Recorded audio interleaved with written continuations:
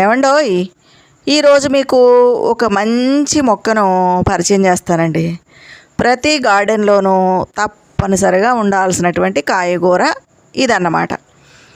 అది చూపించే ముందు మా హనుమను చూడండి, ఉదయాన్నే వచ్చి డాబా మీద ఇలా కూర్చున్నాడండి.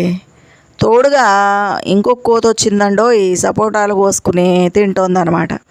నేను వీడియో తీస్తున్నానని తెలిసి పక్కకు జరిగిపోయిందండి. ఈ విధంగా పక్షులు, జంతువులు అంటే